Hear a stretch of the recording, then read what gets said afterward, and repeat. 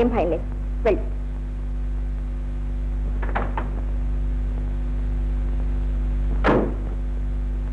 I'm sorry madam. Nonsense. నీకు licence ఉందా? ఎందుకండి?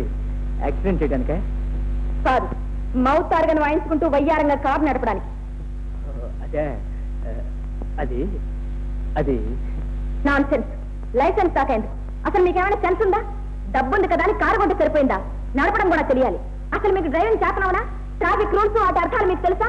ఇది స్కూల్ జోన్ అని, ఇక్కడ పిల్లలు పరిగెడుతుంటారని, ఇక్కడ చాలా జాగ్రత్తగా డ్రైవ్ చేయాలని మీ బుర్రకి ఎప్పుడైనా తట్టిందా? అసలు మీకు ఎదుటి వాళ్ళ మాట వినిపించుకునే అలవాటు ఉందా? ఏమిటి మీరనేది? అలా అడగని చెప్తాను. జరిగిందేమో పొరపాటే. ఆ పొరపాటుకు ఒక అలవాటు కారణం. నాకు మౌత్ ఆర్గన్ వాయించుకోవడం ఒక సరదా అలవాటుకో. మీ సరదా కోసం పసిపిల్లలు ప్రాణాలు తీస్తారా? ఓ మై గాడ్, వినండి. అసలు పొరపాటు అంతా ఈ మౌత్ ఆర్గన్లోనే ఉందండి. నేను వాయిస్తుంటే నా ప్రాణాలు ఎక్కడికో తెలిపోతాయండి. కావండి మీరు ఉండి మీకే తెలుస్తుంది.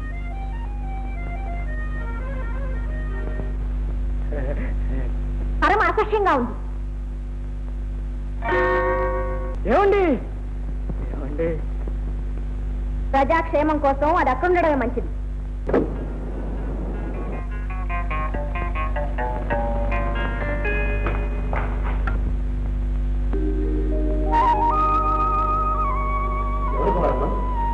అయ్యగారిని చూడటానికి వచ్చాను. చిన్నయ్య గారు వాసుదేవరావు గారిని. కూర్చోండమ్మా, పైకి వచ్చి చెప్పొస్తాను.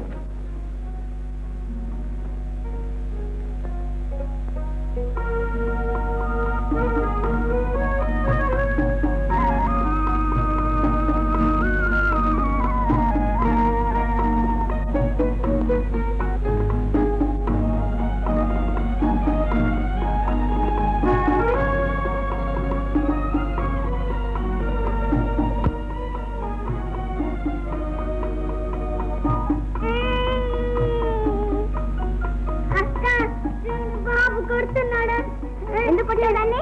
ఈ దారం చిక్కులు వేసేస్తుంది. చిక్కులు నేను తీస్తాను. లేతే అలా కాదే, ఇంకా చిక్కులు వేసేస్తున్నావు. ఇవే ఊరుకోరా. నువ్వు కాస్త దూరంగా ఉంటే చిక్కులు విడతీసిస్తాను. అయ్యో అలా కాదే. నువ్వు కాస్త ఊరుకోరా. ఆడవాళ్ళకి అంత విసుకుంటకూడదు ఎక్క. చెప్పచ్చు మగాడి తప్పు కదా.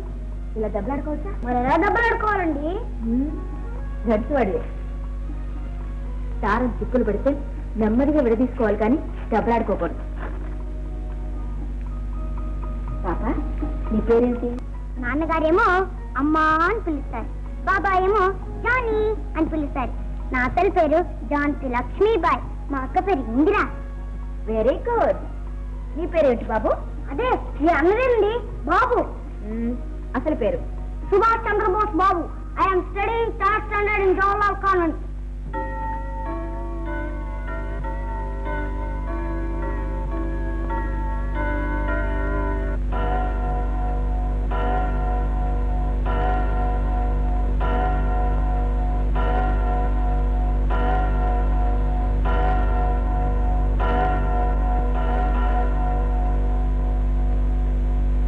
నమస్కారం అండి. నా పేరు కమల. ఇంట్లో ఉంటూ పాపల్ని చూసుకోవడానికి ఒక అమ్మాయి కావాలని పేపర్లో వేశారుగా, నేను పీసీ పాస్ అయ్యానండి. ఇంటి ముందు తోట చాలా బాగుంది సార్, కానీ మొక్కలు శ్రద్ధగా చూడటం లేదు. గులాబీలను ఎండిపోయాయి. ఇందిరా జాని చాలా మంచి పిల్లలు, బాబు కూడా హుషారైన వాడు. వాళ్ళ కాన్వెంట్ చదువులతో పాటు తెలుగు కూడా చెప్పించాల్సిన అవసరం ఉంది సార్. That's all right.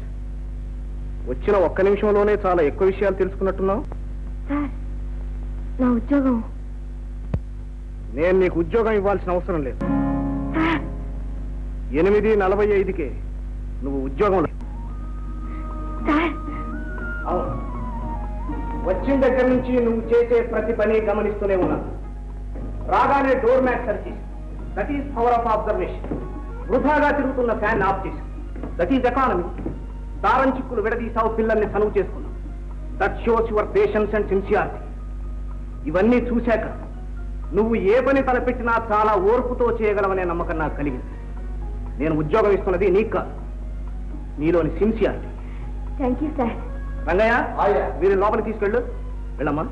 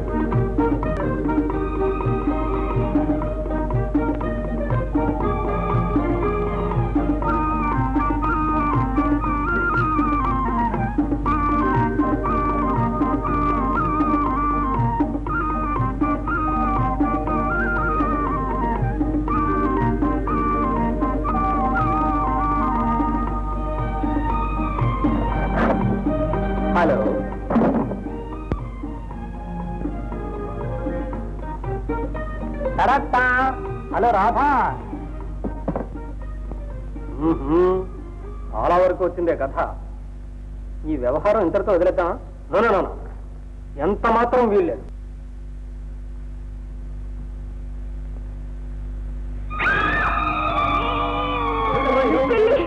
పిల్లంటే నాకు సత్యంత భయం.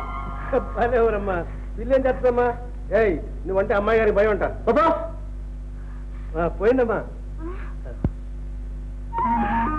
అమ్మయ్యా, ఇదిగో నీ పేరేంటి? రంగయ్య. రంగయ్య, ఇంట్లో అయ్యగారు పిల్లలు కాక ఇంకెవరెవరు ఉంటున్నారు?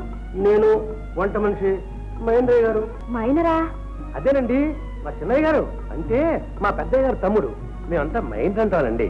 అమ్మా, ఈ అన్నదమ్ముల విషయం భలే తమాషాలండి. ఒకరు అవు అంటే ఇంకొకరు కాదంటారు, దాంతో గట్టిగా దెబ్బడేసుకుంటారు. మళ్ళీ 5 నిమిషాలు అంతా మామూలే.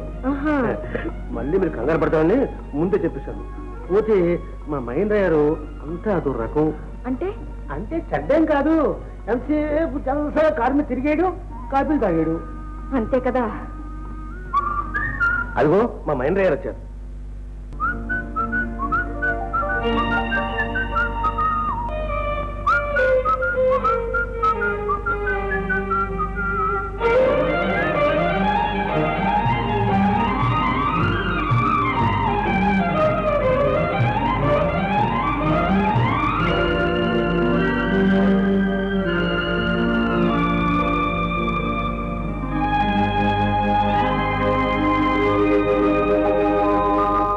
అడగలేదు, పెట్టలేదు.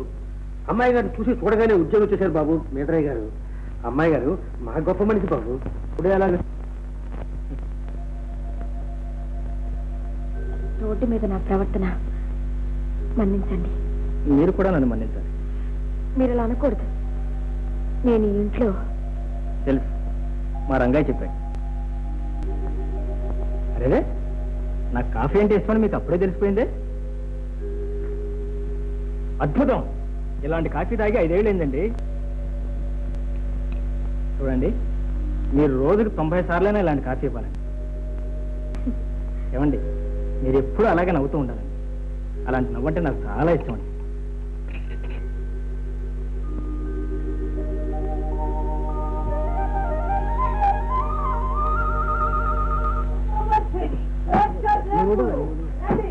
బాబా, దరే దరే దరే దరే దరే దరే. అమ్మ కృష్ణావరం ఆదమ్మ తల్లి ఉందా?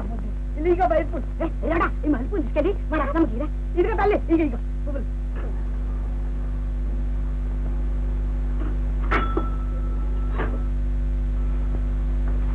నాన్న ఇస్తాను డబ్బులు. అమ్మాయిని ఎక్కడి నుంచి తీసుకొస్తున్నావు? లైబ్రరీ మెత్తకాడి నుంచి అండి. వద్దు రావాలి, ఎక్కువ అయితే అయిందిలే. ఇదిగో 20 పైసలు పట్టుకు. ఇదేంటి బాబా? వద్దు బాబా, మామూలే 40 పైసలు. ధర్మంగా తోచింది ఏదో ఇస్తాం, న్యాయంగా ఇచ్చింది పుచ్చుకొని పోవాలి. ఇదే అన్యాయం అండి, కష్టం మళ్ళదు బాబా. ఇదిగో రిక్షా బాబు, నీ లేబర్ భాష మన దగ్గర మాట్లాడకు. కష్టం అట కష్టం, ఏమిటో కష్టం. రోజు లక్షణంగా అమ్మాయి గారే ఇచ్చేవారు. నా దినాలు బాగోక ఇవాళ మీ చేతిలో పడ్డాను. అమ్మాయికేమో ఎంతైనా ఇస్తుంది, దానికి నానా విధాల కష్టపడి సంపాదించే నాలాంటి నాన్న ఉన్నాడు. నాకు తండ్రి లేదు. మీ గుంట్లే అట్టాగంటే మీ అట్టా బతకాలి. చెప్పండి బాబు. నా వృత్తి అది కాదు. కొంతమంది గొప్పవాళ్ళు బీదవాళ్ళు ఎలా బతకాలో మీటింగ్లు పెట్టి మరీ చెప్తుంటారు. అక్కడికి పో విను. మీతో మేము మాట్లాడలేం కానీ మరి మేము భార్య పిల్లలు ఎట్టా పోషించుకోవాలి చెప్పండి. అబ్బాయిమ్మకి రిక్షా అట్టు కట్టాలా? ఇంతే వెళ్ళం వెళ్ళి మొదలెట్టావు లేబర్ కోశ. నీతో మాట్లాడితేనే దరిద్రరా. ఇదిగో 22 పైసలు పెట్టుకుంటూ పోయి అమ్మాయి గారు అడుగుతుంటారండి. ఆ పని మాత్రం బాబు, ఈ 25 పైసలు తీసుకొని నన్ను మాత్రం ఇబ్బంది పెట్టుకో. లేచిన కాడి నుంచి ఇస్తాయిగా ఉందండి. ఈ కుంచి డొక్కి ముసలి రిక్షాలో ఎక్కి ఇంత దూరం వచ్చినందుకు వీడే మనకు 10 రూపాయల పావు ఎవరు ఇవ్వాలి.